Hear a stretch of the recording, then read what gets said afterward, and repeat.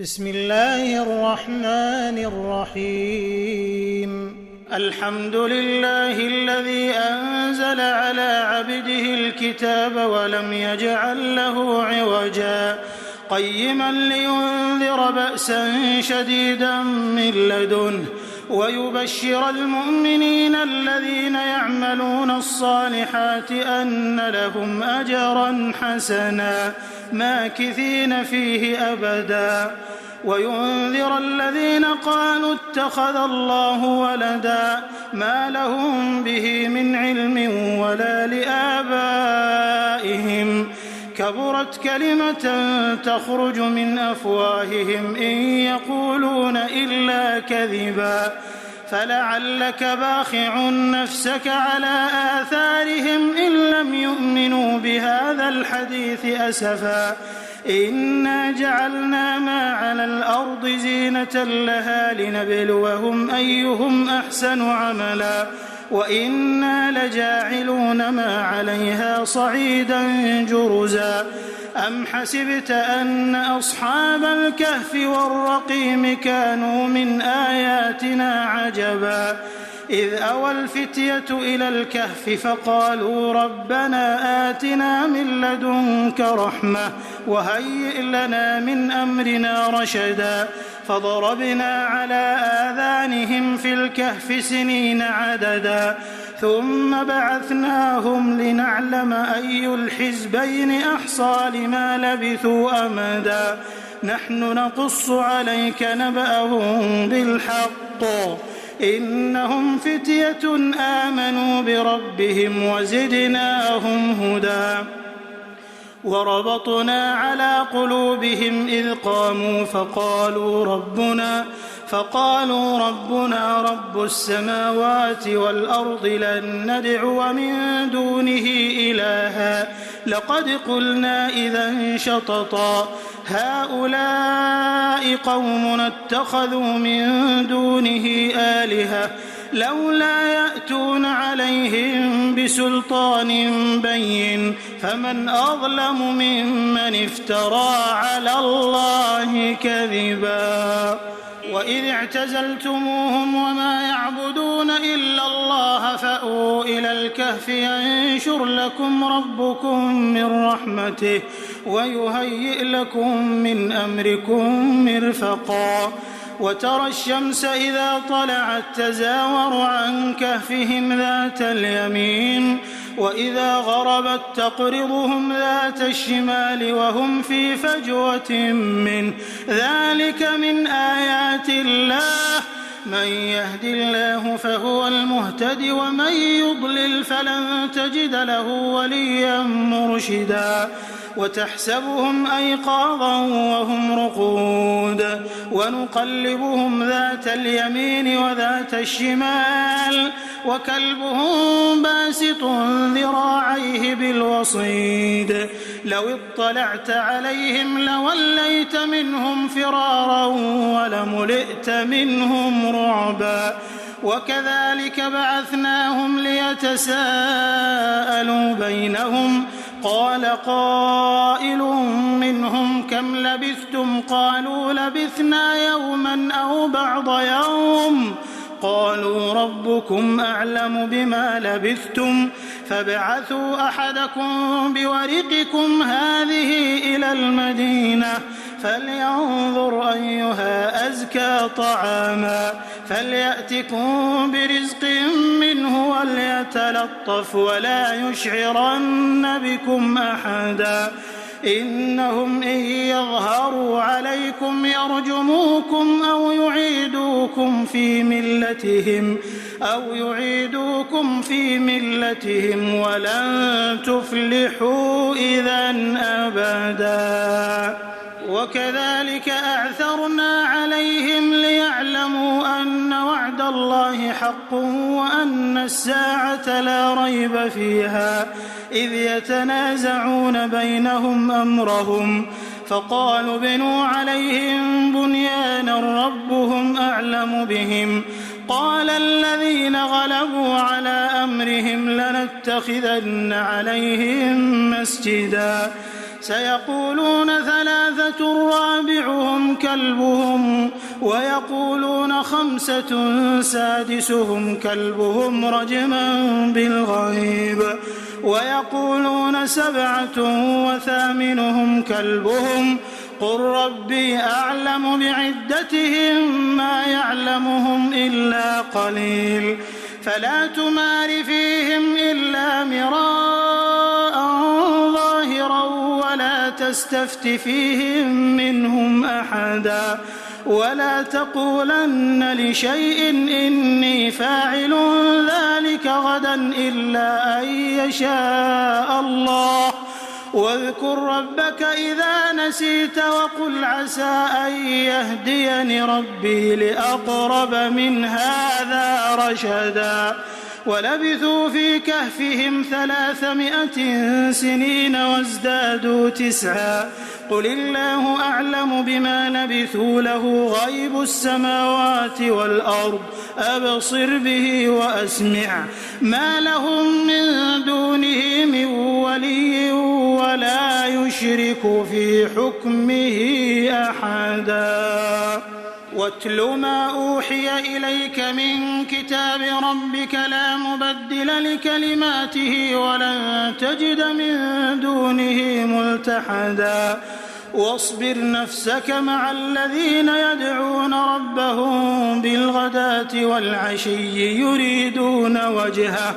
ولا تعد عيناك عنهم تريد زينة الحياة الدنيا ولا تطع من أغفلنا قلبه عن ذكرنا واتبع هواه وكان أمره فرطا وقل الحق من ربكم فمن شاء فليؤمن ومن شاء فليكفر إنا أعتدنا للظالمين نارا أحاط بهم سرادقها وإن يستغيثوا يغاثوا بماء كالمهل يشوي الوجوه بئس الشراب وساءت مرتفقا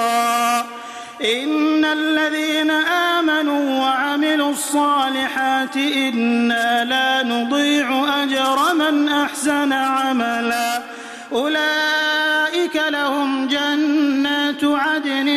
تجري من تحتهم الأنهار يحلون فيها من أساور من ذهب ويلبسون ثيابا خضرا من سندس وإستبرق متكئين فيها على الأرائك نعم الثواب وحسنت مرتفقا واضرب لهم مثل الرجلين جعلنا لأحدهما جنتين من أعناب وحففناهما بنخل وجعلنا بينهما زرعا كلتا الجنتين آتت أكلها ولم تظلم منه شيئا وفجرنا خلالهما نهرا وكان له ثمر فقال لصاحبه وهو يحاوره أنا أكثر منك مالا وأعز نفرا ودخل جنته وهو ظالم لنفسه قال ما أظن أن تبيد هذه أبدا وما أظن الساعة قائمة ولئن رددت إلى ربي لأجدن خيرا منها منقلبا قال له صاحبه وهو يحاوره أكفرت بالذي خلقك من تراب ثم من نطفة ثم سواك رجلا لكن هو الله ربي ولا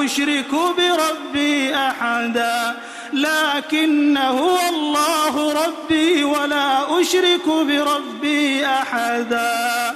ولولا إذ دخلت جنتك قلت ما شاء الله لا قوة إلا بالله إن ترني أنا أقل منك مالا وولدا فعسى ربي أن يؤتيني خيرا من جنتك ويرسل عليها حسبانا من السماء فتصبح صعيدا زلقا أو يصبح ماؤها غورا فلن تستطيع له طلبا وأحيط بثمره فأصبح يقلب كفيه على ما أنفق فيها وهي خاوية على عروشها ويقول يا ليتني لم أشرك بربي أحدا ولم تكن له فئة ينصرونه من دون الله وما كان منتصرا هنالك الولاية لله الحق هو خير ثوابا وخير عقبا واضرب لهم مثل الحياة الدنيا كماء أنزلناه من السماء فاختلط به نبات الأرض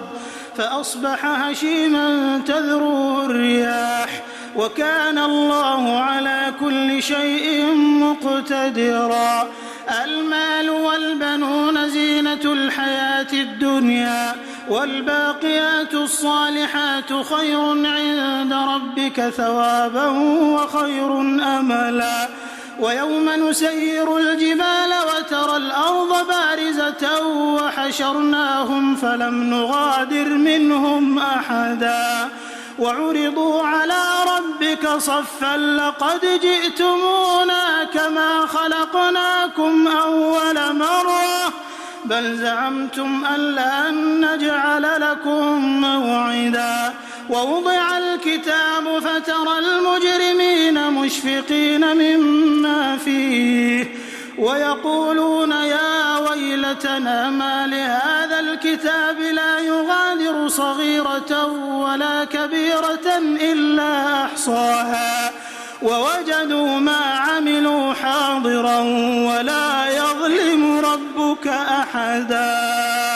وإذ قلنا للملائكة اسجدوا لآدم فسجدوا إلا إبليس كان من الجن ففسق عن أمر ربه أفتتخذونه وذريته أولياء من دوني وهم لكم عدو بئس للظالمين بدلا ما أشهدتهم خلق السماوات والأرض ولا خلق أنفسهم وما كنت متخذ المضلين عضدا ويوم يقول نادوا شركائي الذين زعمتم فدعوهم فلم يستجيبوا لهم وجعلنا بينهم موبقا ورأى المجرمون النار فظنوا أنهم مواقعوها ولم يجدوا عنها مصرفا ولقد صرفنا في هذا القرآن للناس من كل مثل وكان الإنسان أكثر شيء جدلا وما منع الناس أن يؤمنوا إذ جاءهم الهدى ويستغفروا ربهم إلا أن تأتيهم سنة الأولين أو يأتيهم العذاب قبلا وما نرسل المرسلين إلا مبشرين ومنذرين ويجادل الذين كفروا بالباطل ليدحضوا به الحق واتخذوا آياتي وما أنذروا هزوا ومن أظلم ممن ذكر بآيات ربه فأعرض عنها ونسي ما قدمت يداه إنا جعلنا على قلوبهم أكنة أن يفقهوه وفي آذانهم وقرا وإن تدعهم إلى الهدى فلن يهتدوا إذا أبدا وربك الغفور ذو الرحمة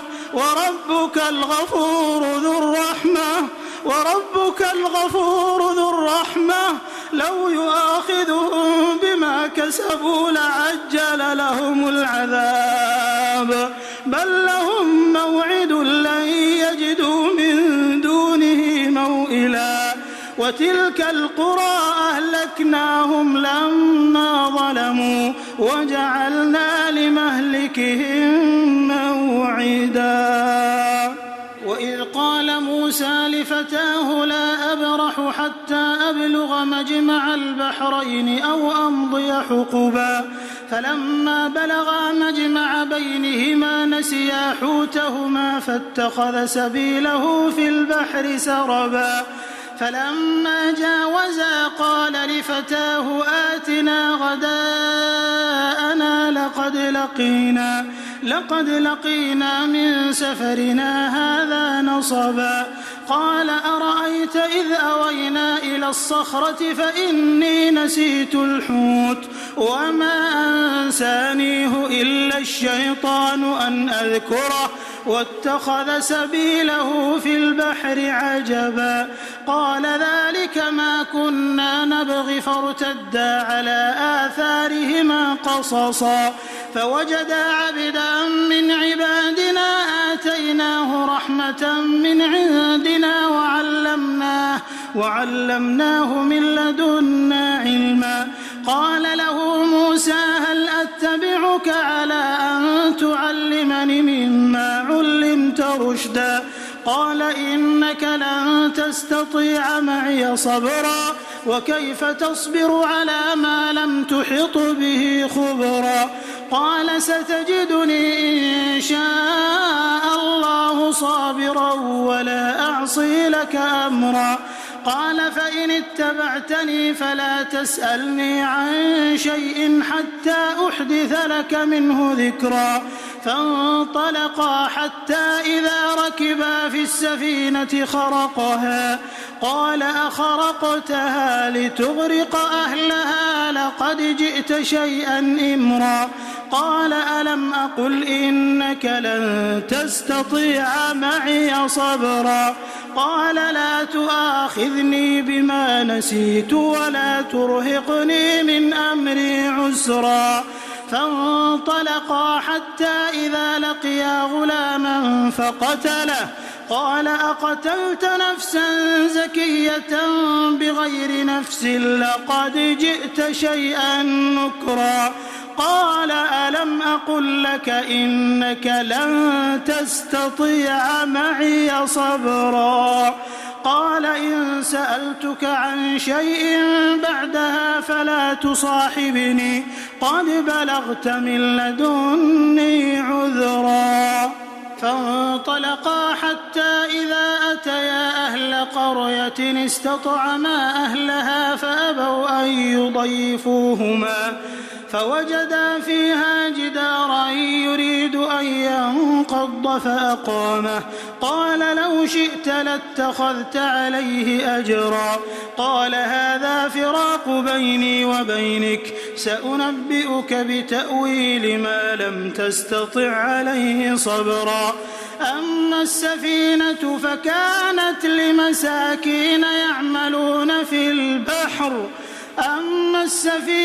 فكانت لمساكين يعملون في البحر فأردت أن أعيبها وكان وراءهم ملك يأخذ كل سفينة غصبا وأما الغلام فكان أبواه مؤمنين فخشينا أن يرهقهما طغيانا وكفرا فأردنا أن يبدلهما ربهما خيرا منه زكاة وأقرب رحما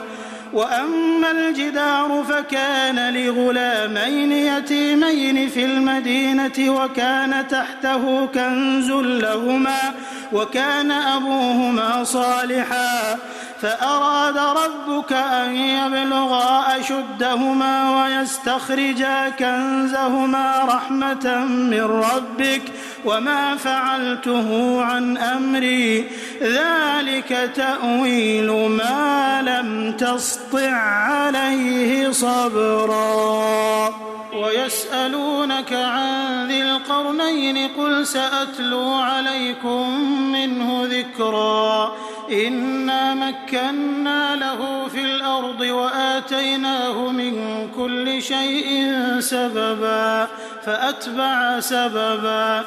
حتى إذا بلغ مغرب الشمس وجدها تغرب في عين حمئة ووجد عندها قوما قلنا يا ذا القرنين إما أن تعذب وإما أن تتخذ فيهم حسنا